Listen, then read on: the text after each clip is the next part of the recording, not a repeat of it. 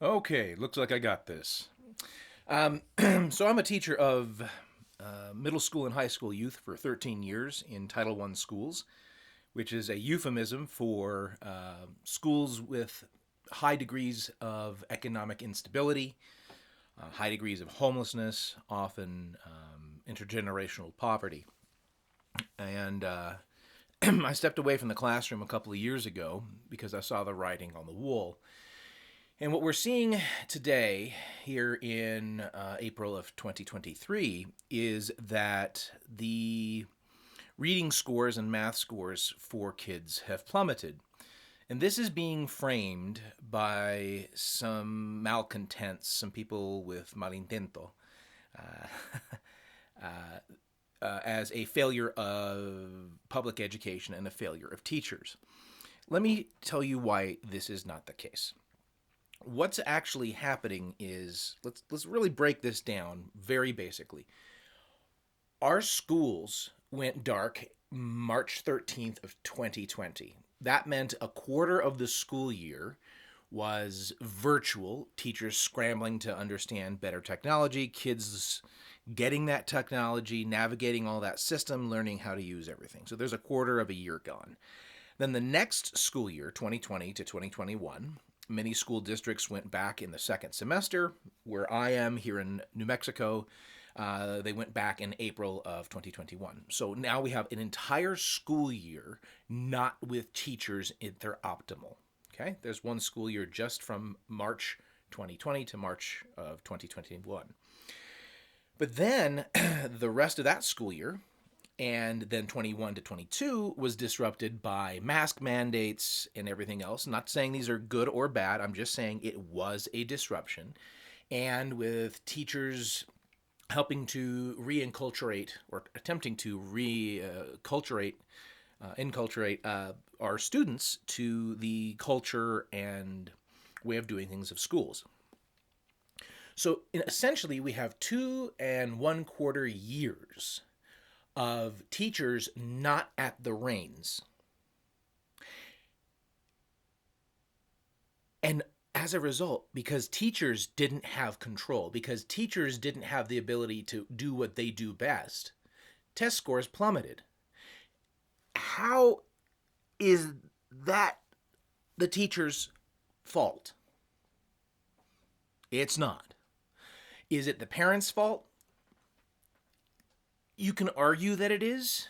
Parents took the reins from basically March of 2020 to March or April of 2021, and then the 21-22 school year they were co-piloting with teachers due to again a variety of disruptions, quasi shutdowns of an entire class got sick, etc.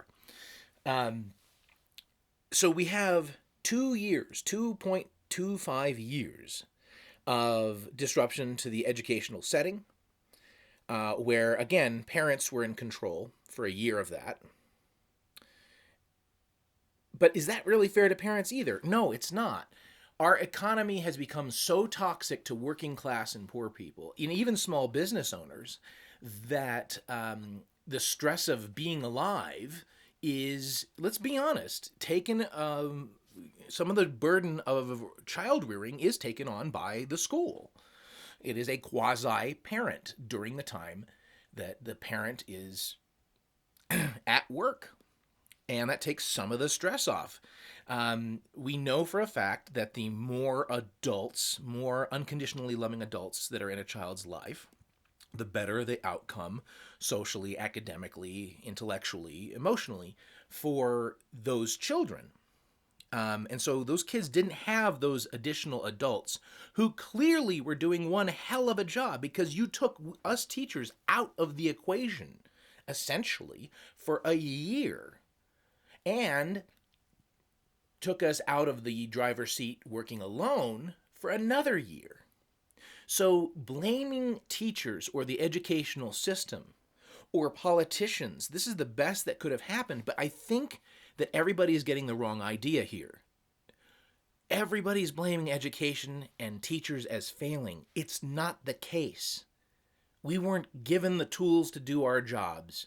We weren't given the capacity. And so when all of a sudden the kids come back in and have to be reintroduced to the way things are going in a socially attuned environment, and then blaming all of the problems that come from that on teachers, and it's clearly a hit job of some sort on teachers' unions and humanitarian, humanizing people. I just don't understand why teachers and the educational system are being said that they're failing when it's a far more complex and one might say wicked problem than just blaming a single group of people. But I guess that's not as convenient and not as easy to fit in a cute little meme with the American flag and hoorah eagle on top of it at a pickup truck for you know authenticity's sake. Nonetheless, I digress. My point here is pretty simple. If we want to fix education, we can't pretend that it exists in a vacuum. Schools are where the kids all come and they have collective experiences. It is not a place where every kid gets to be themselves at all times. Sometimes, if you're a visual learner, you're gonna have to just write. Maybe if you're somebody who needs to write to think, sometimes you're going to have to get up and speak in front of the class. Sometimes you're going to have to learn about the Pythagorean theorem, and you're going to see, how am I going to use this in the real world? Most of the time, you're not going to end up using that knowledge. But what you are going to use are the neurons, the engrams going on in your brain that were required to fire and wire together in order to solve the problems associated with the Pythagorean theorem. In order to understand how DNA, chromosomes, and proteins are all part of the same mechanisms at the most basic level of biology, you have to do a certain type of thinking. Maybe you're not going to need to know the details if you're going to be a welder or a plumber or, heck, even an elementary school teacher. But you're going to need that kind of thinking to adapt to a dynamically, a rapidly, perhaps even exponentially complexifying world. This world is not going to become great again. Great for most people means simpler. Well, I'm sorry, we're a bunch of adults and we shouldn't be sinking the simple nostalgia of childhood.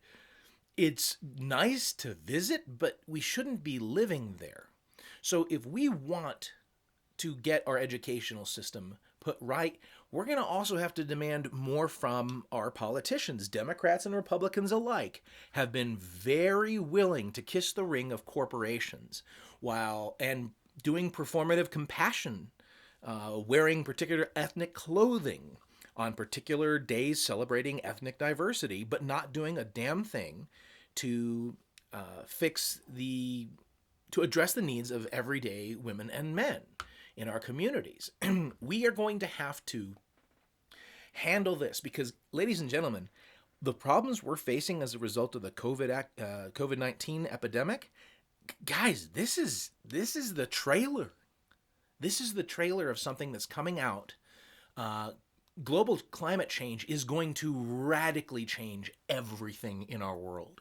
By the time my middle schoolers, 11, 12, and 13-year-olds, are my age, approximately 45, we're going to see upwards to 2 billion people have to move elsewhere in the world because one of two things is going to happen.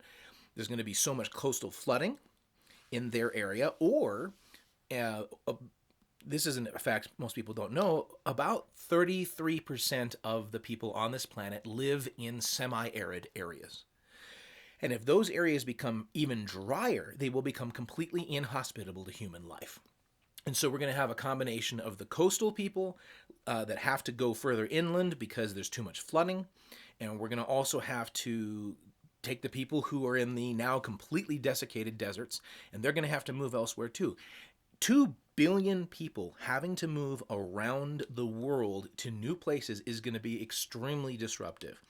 Chat GPT is already disrupting what's going on in the classroom and in legal settings and in even medical settings. We are able to work with AI and doctors to diagnose more accurately breast cancer and other metastatic cancers.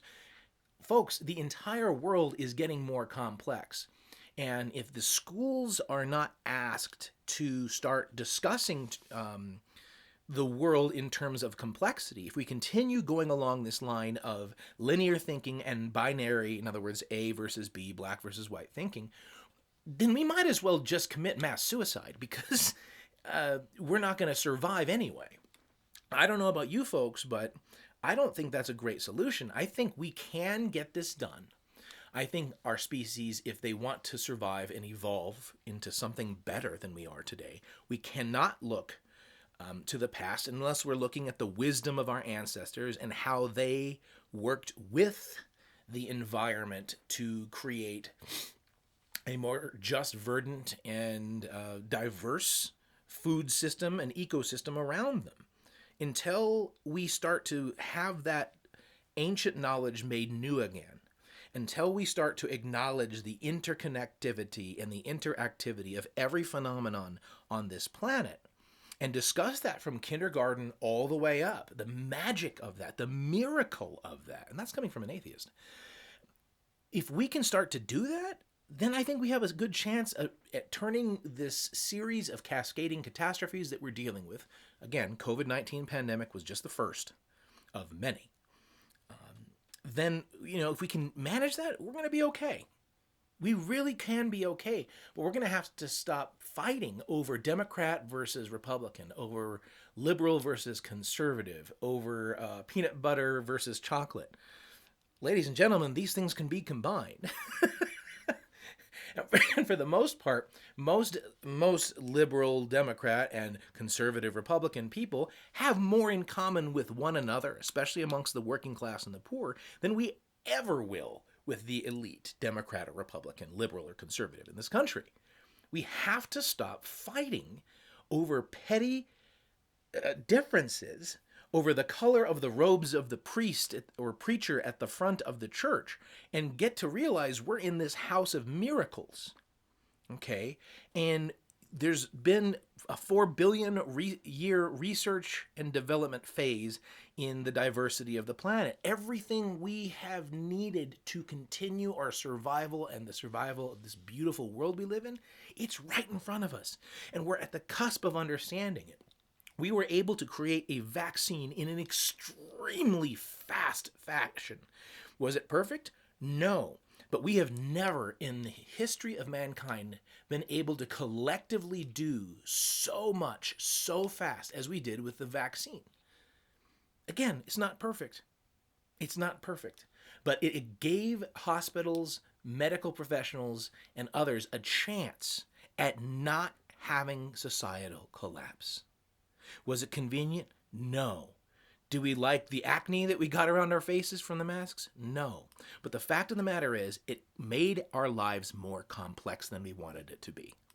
And we've got to start embracing that instead of running from it. Otherwise, we're just going to look like a bunch of suicidal mask holes. And I don't know about you, but I prefer to survive it.